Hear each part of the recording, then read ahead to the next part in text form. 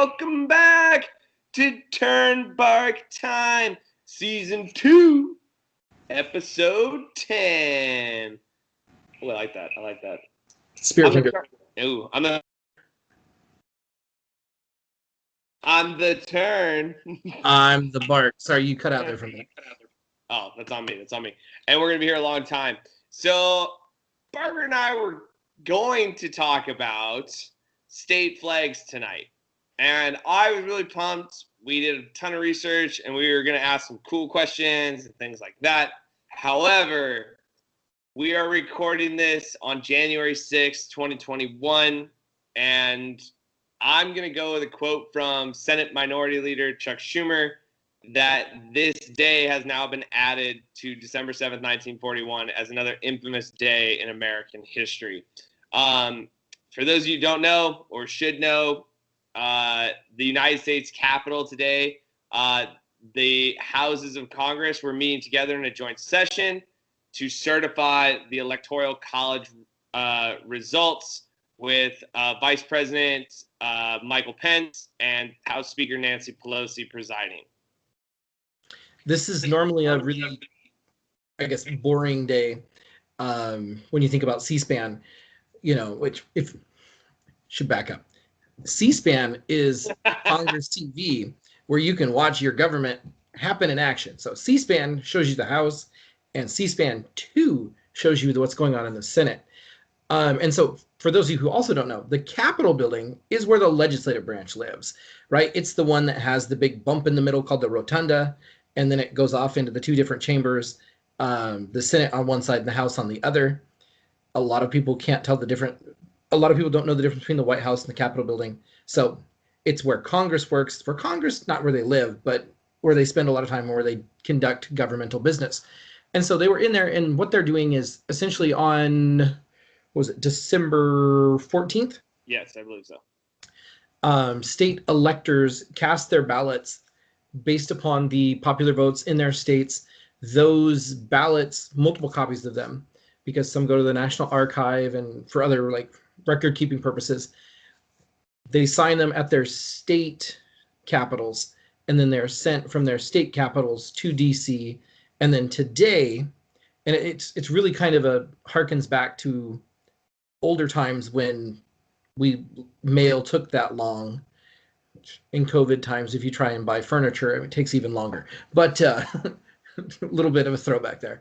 But this is historically, this has been a very, very, it's a formality. They unpack it, they read it. You have one person for the Republicans, one person for the Democrats, or whatever two parties exist at that point in time in Congress. And they certify the electors from their party. And then you essentially, there's never really been that big of a change up.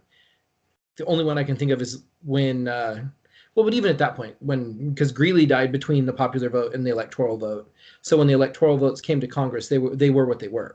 Yeah. But today, right, there was a rally.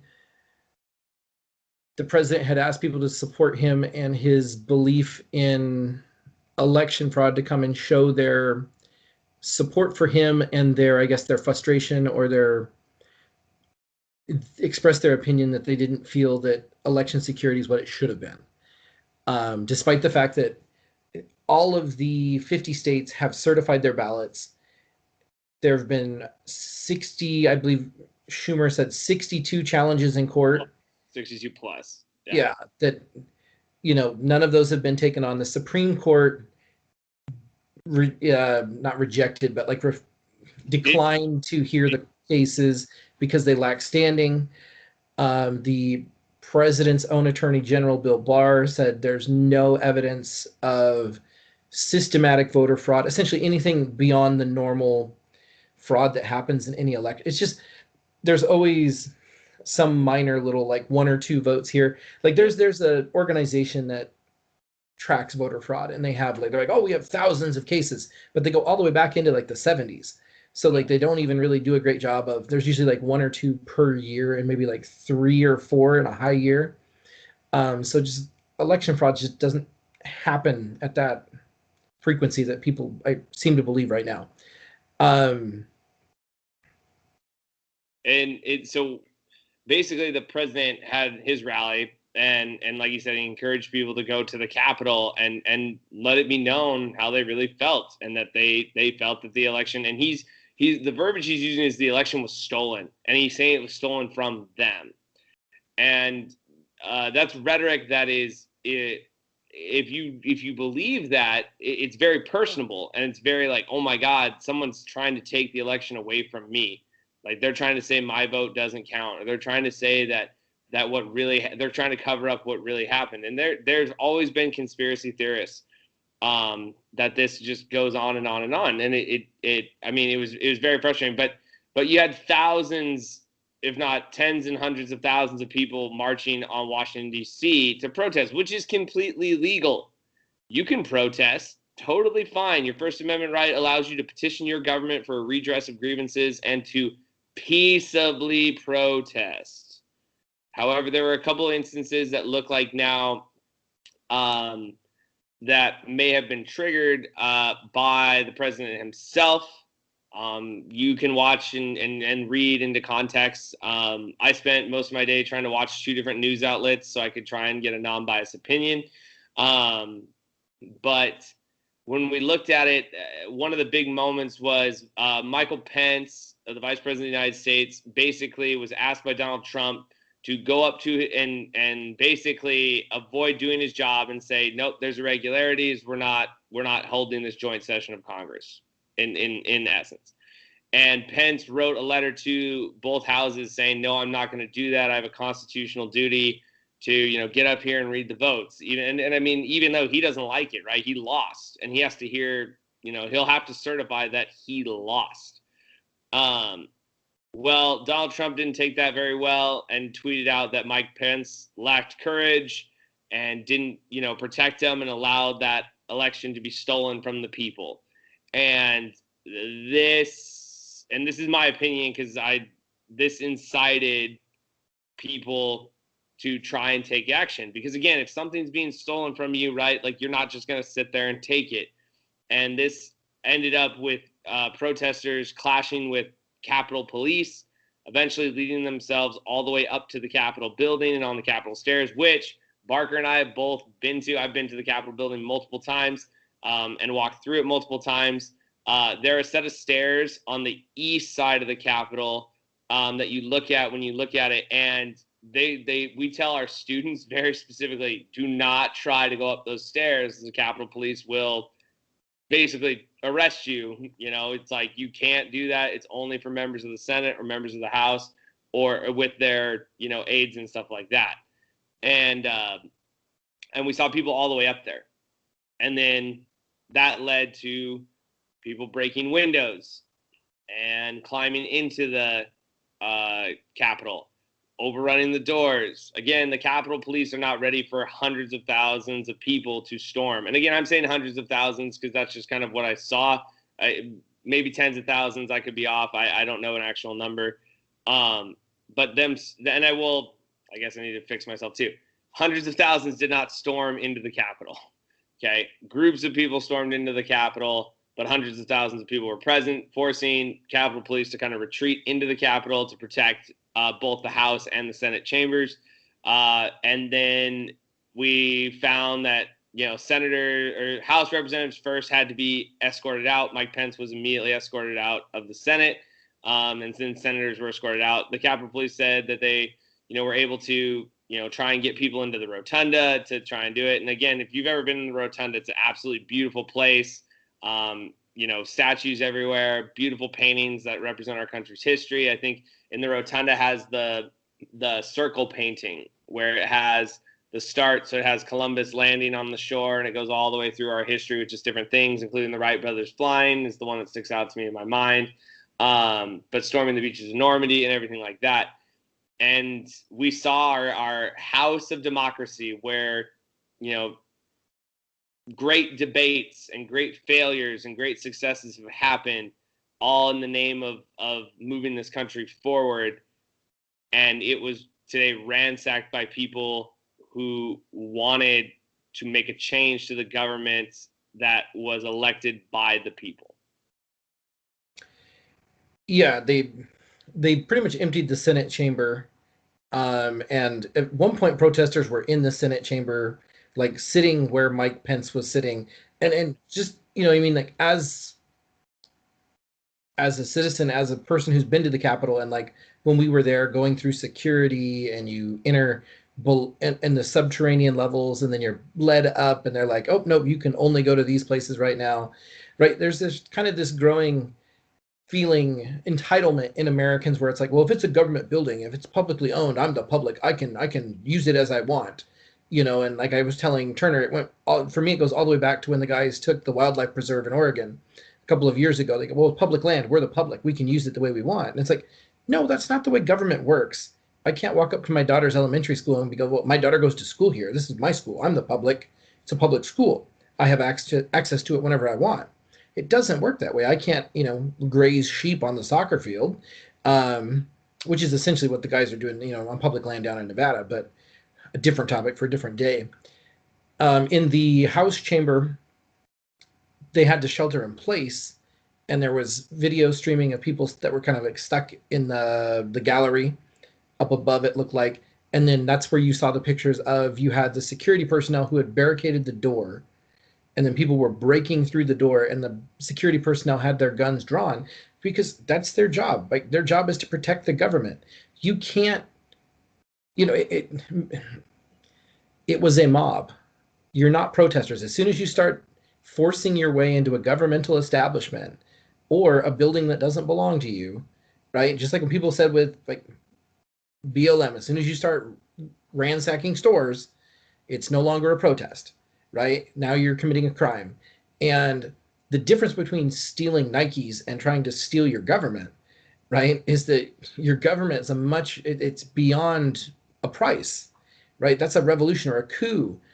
You're trying to come in and say, well, we don't like the way that this worked, and we're going to just overthrow the system, right? What the French did to the king, in the late 1700s. That's not the peaceful transition of power that we want. You know what I mean? The last time that somebody uninvited and like forced Congress out of the Capitol building was when the British invaded in the War of 1812. Right? Let that sink in. Right? The last time that Congress was forced to like retreat from their chamber was because we were being invaded by a foreign military. Right? Not even during the Civil War. Right? And it's, if you're very familiar with geography, it's in between Virginia and Maryland. Right? The South was like across the Potomac. Yeah. And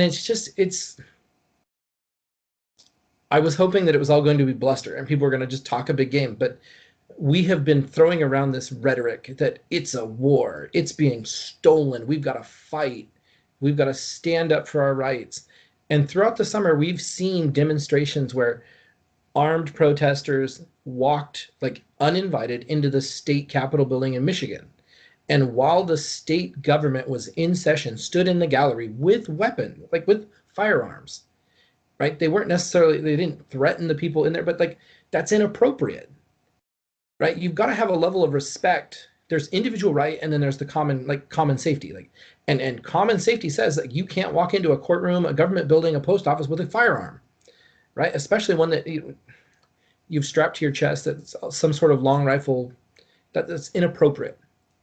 It'd be the same way of walking into a church that way, right? It betrays the sanctity, or you have a lack of respect for what goes on in that building, and it's power dynamic, right? You're being there and you're saying it's mine, and like just last weekend. Or a couple weeks ago in Oregon over winter break, there was a protest outside the Oregon State Capitol building. They had a closed session because it's COVID, right? You can't have people in the gallery like you normally would because you're concerned about exposure.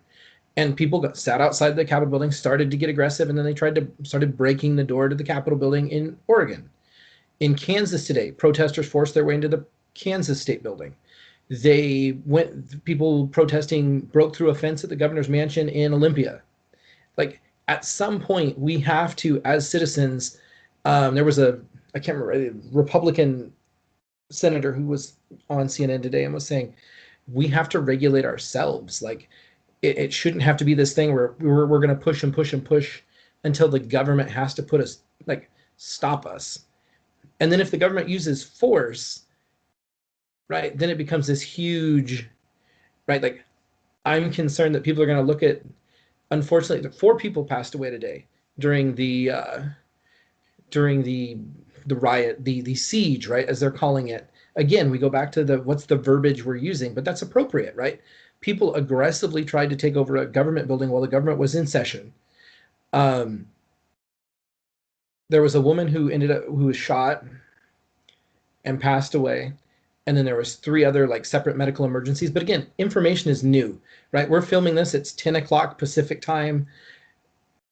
This We're still waiting on the House to vote on whether they're going to certify or whether they're going to uphold the objection over Pennsylvania's votes.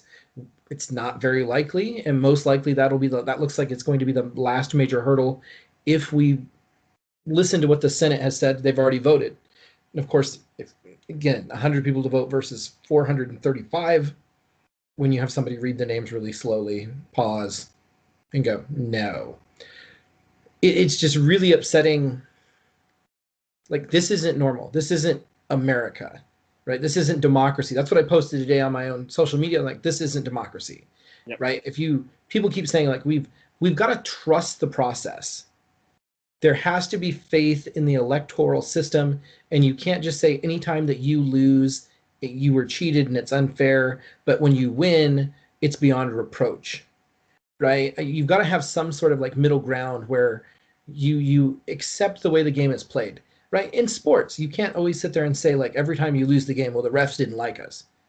No, you got outplayed, right? And you just got to take it. Like, you took an L today. It's a 4-year siesta. And I think, you know what I mean? Like, that's what people have to keep in mind. And that's what the Republicans have been doing today. Like, if you looked, I turned this on to listen to just what people were going to say when they opened up the voting. And so, like, I listened to Mitch McConnell, Mike Pence, and Chuck Schumer speak as they opened the joint session, and said, hey, here we go. We're moving forward with this. Let's go. And then I went on to do some other stuff around school. And then I came back and it was pandemonium. Right. And they were debating the Arizona, right, certificate, which is why they're in separate chambers. But it's like, we've got to come together as a nation and be like, at some point you have to accept that you lost, right? Just because you don't concede doesn't mean you didn't lose. Yeah, exactly. And one of the big, oh, go ahead.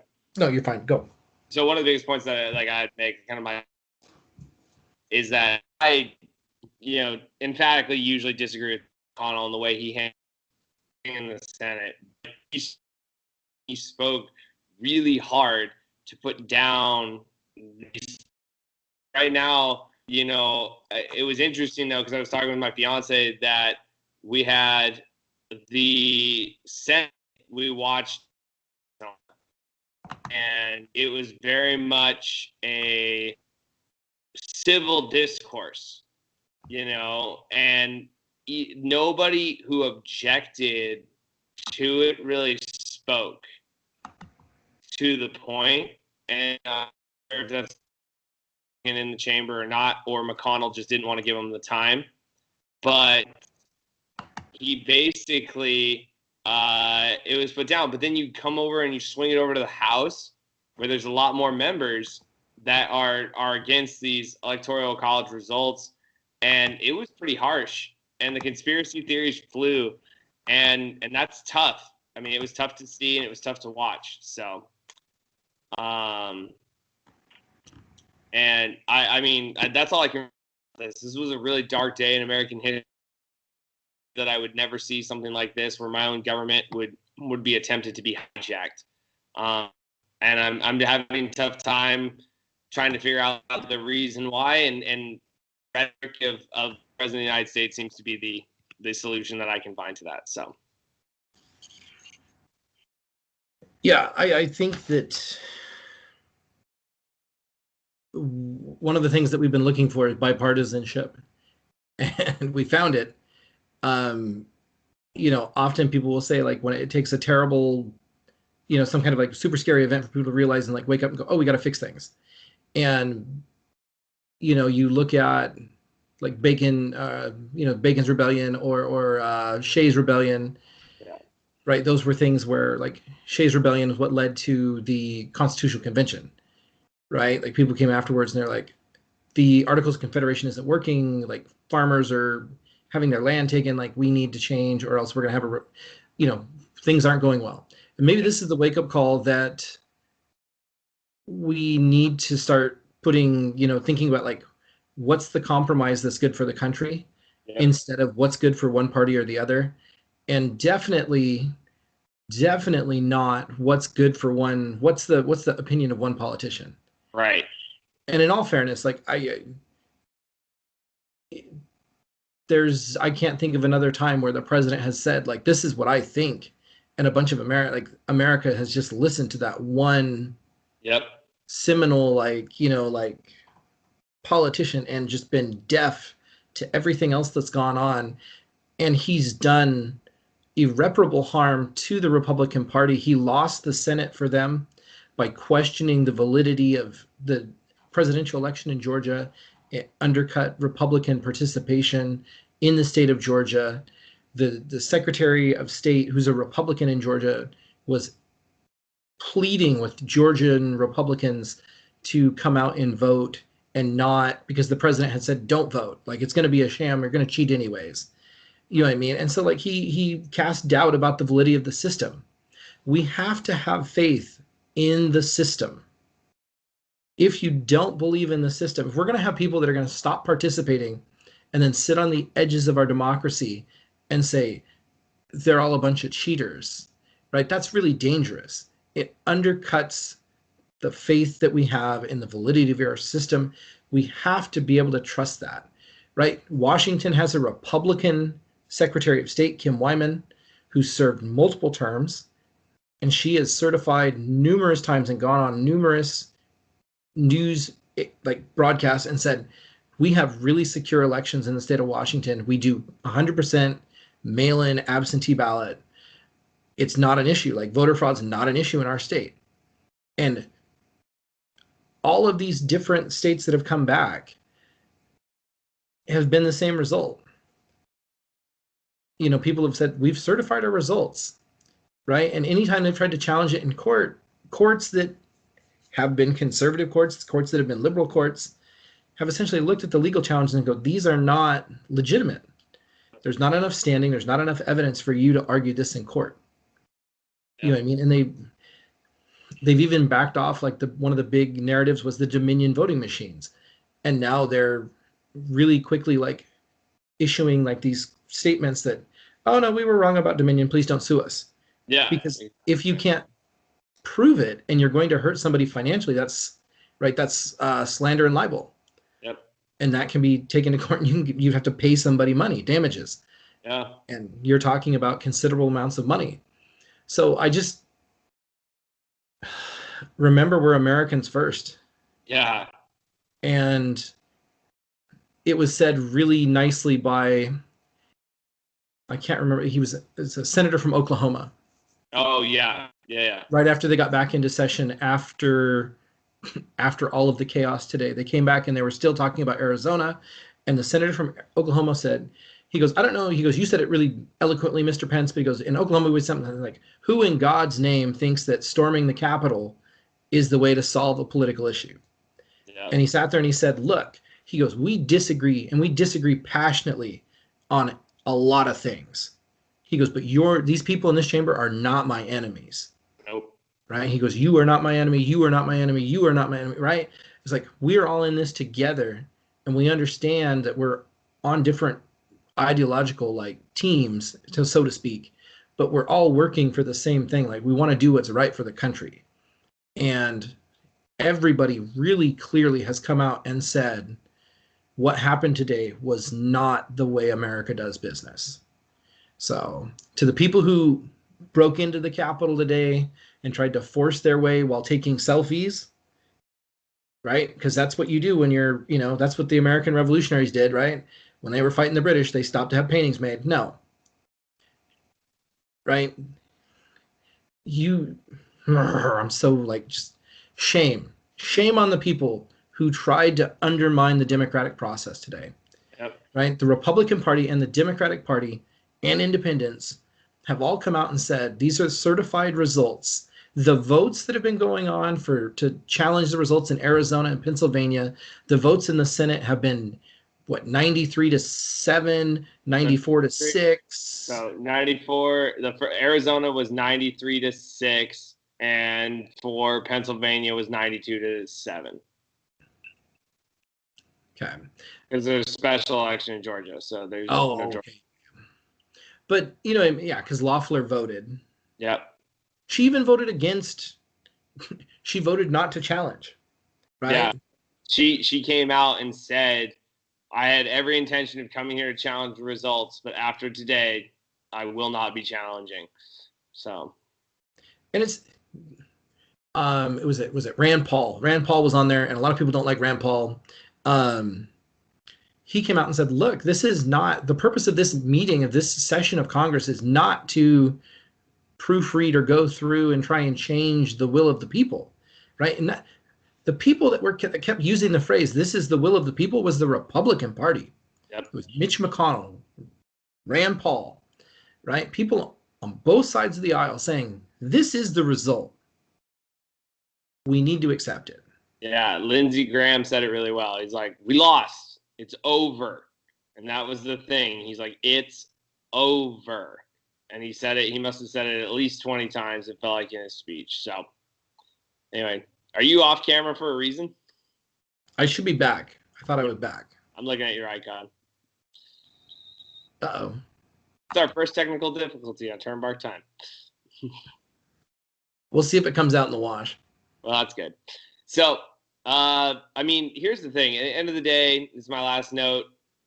We're more American. We're all Americans. We're more alike than we are different. Our differences spark emotion, which make them seem like they're larger than what we have in common. At the end of the day, Americans all want this country to be the greatest country on earth. It's going to take some work to get there, but we have to work together to do that. Kind of reminds you of the Newsroom with Jeff Daniels. Amen to that. Said, right, is America the greatest country in the world? He said, no, but it used to be. Mm-hmm. Right. I think today definitely clarifies that we are in the used to be category. And again, we have work to do. And that doesn't mean that one party's right and one party's wrong. Nope. That means that we need to come together and work across the aisle and compromise to find what's the best route forward. Amen to that. Until next time, I'm the Turn. I'm the Bark. And we're going to be here a long time. Have a good night, everybody. Be safe. Be well.